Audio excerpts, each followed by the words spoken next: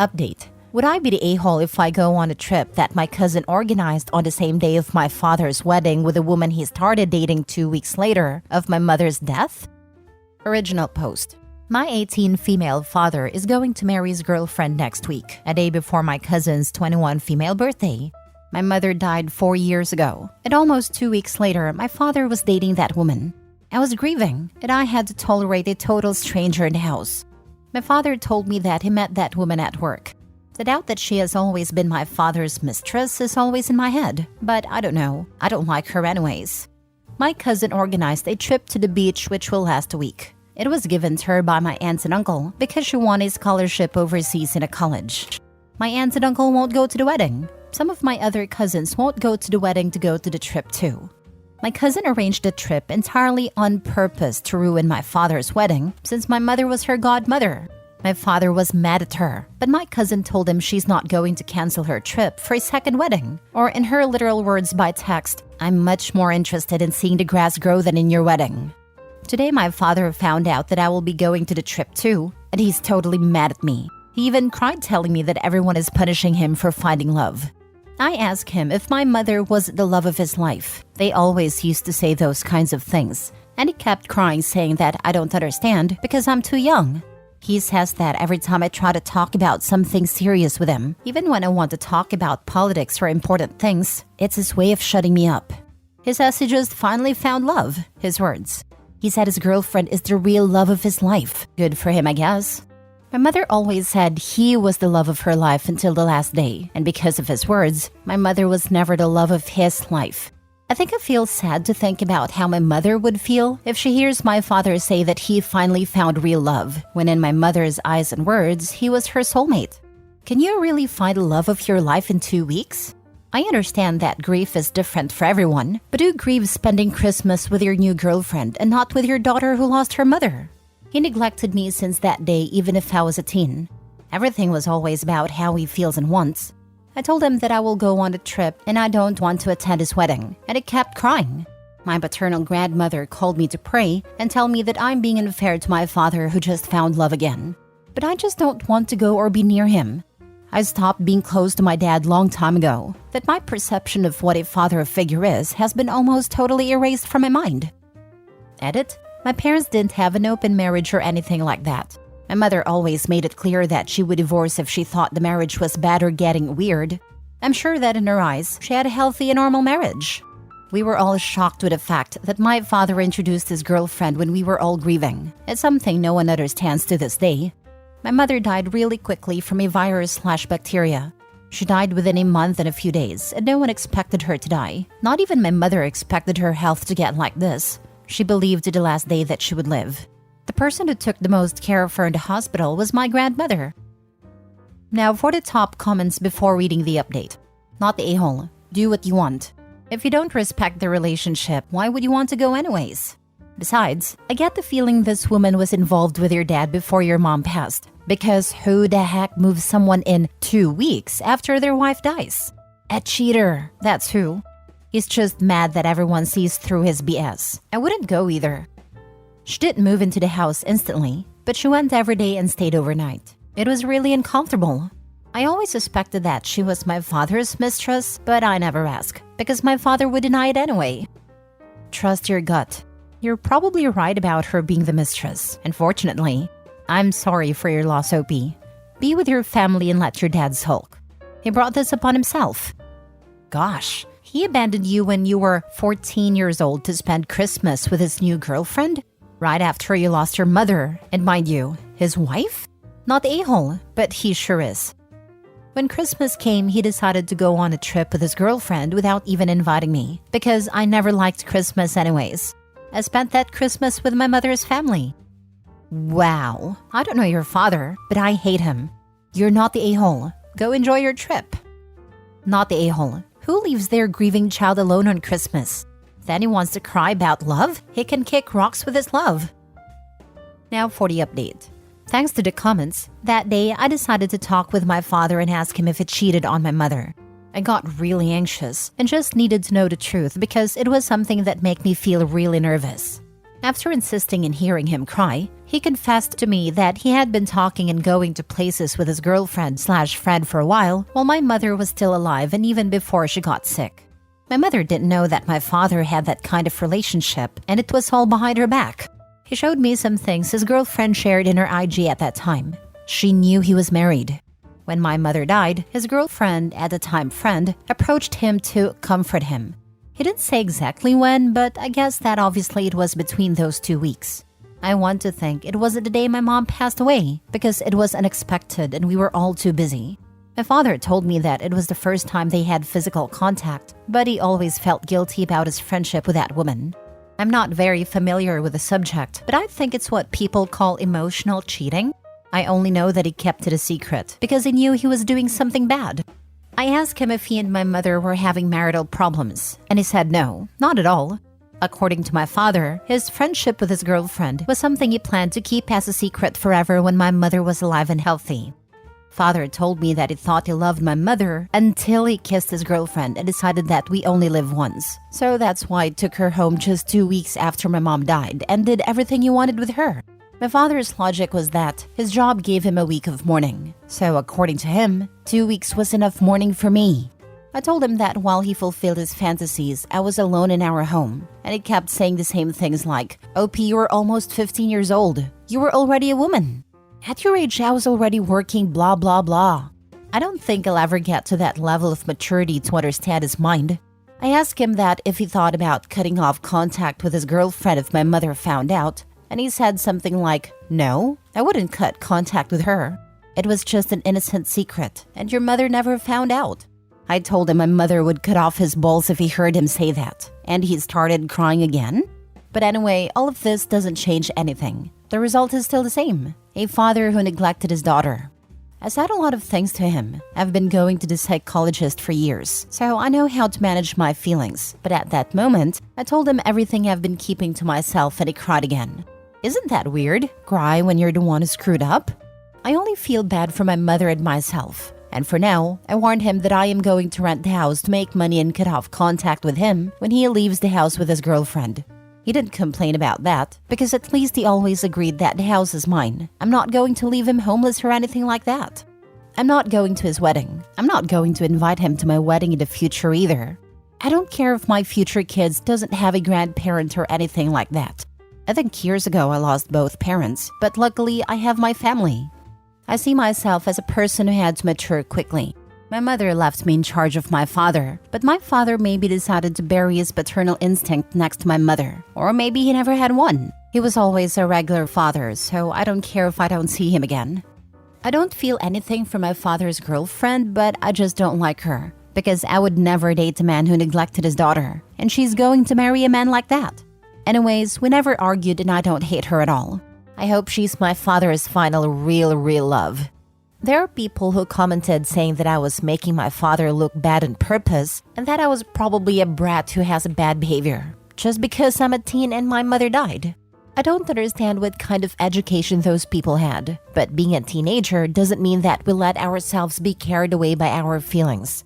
Sometimes a minor can speak much calmer and in control than an adult, and that doesn't mean that I want to play myself as a saint. It's just how my feelings work. That doesn't mean I wasn't suffering because I didn't yell at him. Also, a random person posted my story on another subreddit making fun of me and saying that I'm making myself look like an angel. I know it's the internet, but it's sick to make fun of the people with the problems. I really don't know where I went wrong for my father to prefer to forget that he has a daughter. I don't know what I could have done wrong. Maybe the key was to yell at him and make a tantrum to get his attention, as some comments said, but I stopped caring long time ago. Your father is disgusting. He was cheating on your mom for years. No, at 15 you weren't an adult, and even if he had been, you were still his child, and you needed him. And where was he? Living it up with his girlfriend. You were right to tell him how you feel, and I would absolutely go no contact with him. He made his choice. I love how OP is too young and doesn't understand when her father wants to dismiss her and shut her up. But when she tells him off for leaving her alone, she was almost 15 and already almost a woman, and he was working at that age. Like, pick one, a-hole. I hope OP never has to speak to him again. He can take his 2 late crocodile tears and his homewrecker girlfriend with him on the way out. Yeah, that part. Of course, it kept moving the goalposts on OP about what she's apparently too young to understand, but old enough to go out and do. He's great at emotional manipulation, that's for sure. OP's dad is disgustingly selfish and self-centered. I'm glad the family took a stand against his abhorrent cheating butt. Cousin is a boss. I think she helped to give the rest of the family the gumption to tell OP's dad to go screw himself. Next story. Am I the a-hole for refusing to pay for my friend's wedding because she uninvited me? Okay, so here's the deal. My friend, let's call her Sarah, and I have been tight since high school. We've been through everything together. Breakups, makeups, you name it. So when she got engaged, I was over the moon for her. Fast forward to a few months before the wedding. Sarah sends out the invitations and I'm psyched to RSVP. But then out of nowhere, she texts me saying that she's had to cut down the guest list due to budget constraints, and unfortunately, I didn't make the cut. I was devastated. I get that weddings are expensive at all, but to uninvite me after we've been friends for so long? Ouch. Fast forward again to the wedding day. I see all these photos in social media and it looks like a fairy tale. But here's the kicker. Sarah texts me later that week asking for money to help cover the costs of the wedding. Apparently, they went over the budget and she is asking all the guests who didn't attend to chip in. I was floored. Not only did she uninvite me, but now she expects me to foot the bill for a wedding I didn't even get to go to? I told her no way. I refused to pay a single dime. But now she's saying I'm being selfish and unsupportive. Am I the a-hole here? Or is Sarah out of line for expecting me to pay for her mistake? Now for the top comments. Not the a-hole, and I hope you know that. I would stop this friendship entirely. Send her a few laughing emoticons/gifs, and then block her. One of the tackiest things I've ever heard. Thank you for your support and understanding. It's been a roller coaster of emotions dealing with this situation. To add a bit more context, Sarah and I had always been there for each other, so her decision to uninvite me really caught me off guard. I tried to rationalize it, thinking maybe she was under a lot of stress or pressure to cut costs, but it still hurt nonetheless. I don't want to cut her off, as she helped me through some tough times. Is there anything else I can do in this situation? No problem. I normally don't advise people to troll people, but in this case, I would personally troll her in the most childish of ways with laughing emoticons and memes. Not saying you should. Wild guess, but you must have also helped her through tough times. So I'd say you're probably even or more than even. This friendship will never be the same. You will resent her for uninviting you. She will resent you for not paying. And focus on making new friends or spending more time with other people. Stop clinging to this fake friendship. No, you're not. Asking for money, especially from people who didn't get invited, is one of the most absurd things I've ever heard in my entire life. It's even worse. OP was invited, then got cut, then Googled at the wedding photos on social media, and then got hit up for money. I guarantee OP is the only uninvited guest who has also sent a demand for money. Otherwise, Sarah would surely get a clue when everyone refused to pay. Last story. Am I the a-hole for refusing to go to AA meetings as a condition of my in-laws letting us have their second home and opting to move out of state instead? About 4 years ago, I developed an alcohol problem. It took over my life like it did for a lot of people during the pandemic. I was going through multiple boxes of wine in a week. What was honestly very shocking to me was that my husband didn't realize how often I was drunk, sitting next to him. When I first came to him to tell him I needed help, he was confused. I had done some effort to conceal my drinking, but I figured as my husband, he had to have at least known. Apparently not. 6 months ago, I finally started to seek help from a qualified medical professional. I tried an AA meeting and quickly learned that it just wasn't for me. I know it's great for a lot of other people, just not for me. I preferred to work with my addiction counselor and evidence-based support group led by a medical professional. My in-laws are aware of my problem. My mother-in-law wanted my husband to leave me and take the kids. They are both of the mindset that alcoholics have to go to AA. Otherwise, they won't get better. We've tried to explain to them that it's an outdated perspective that doesn't take into consideration the many alternatives. They don't care. We're finally in a better place and ready to find a long-term home. In-laws offered to give us their second home, but their condition is that I must go to AA meetings. As I've said, it is not for me. My husband agrees with me that it's a non-starter. The other part of this is the logistics of all that property exchange or buying, but this isn't about that. When we broke the news to the in-laws, they hit the roof. They were furious that we dare reject their offer, especially because it means that we will move away from them due to the cost of living here. We're going to move a state away, a 4-hour drive. I think it'll be a wonderful new start for all of us. Well, my mother-in-law has turned this into a personal thing against her, that I'm taking her grandkids away from her, that I'm choosing alcohol over the family, etc. She rants about me all day and night on Facebook, telling everyone that I'm a nasty falling down drunk and all that. My husband is perfectly happy with our plan. He wants me to be happy and healthy so I can be a happy and healthy mom to our kids. But part of me really wonders if I'm just being stubborn. Am I the a-hole? You sound like you're a quiet drinker and one day just realized it became a problem. As you mentioned, your husband was surprised when you told him. There weren't drunken fits of rage. You were just drunk most of the time, which is a problem indeed. AA wasn't for you, but you didn't say, well, at least I tried and got back to drinking. No, you looked for something that actually did help. Listen to your guts. They do a very good job dealing with your mother-in-law too. You were not stubborn here. She was trying to control you. Turned out it was a bad idea, mother-in-law. Play stupid games, win stupid prizes. Hers is now a 4-hour drive to her grandchildren. Not the a-hole. You made some very smart decisions. Hug your husband. He is great. Agree 100%. That house comes with a lot of strings. What other ultimatums are they going to give you? I doubt it will stop there. Get free. I wouldn't want to live near someone who treated me like that. Having to see them all the time. Advice? Make sure your new home does not have a dedicated guest room. I got out of a lot of uncomfortable situations by not having a comfortable room for someone to show up and stay and tell me how to raise my kids, and decide to stay another week and get up early and rearrange my cupboards.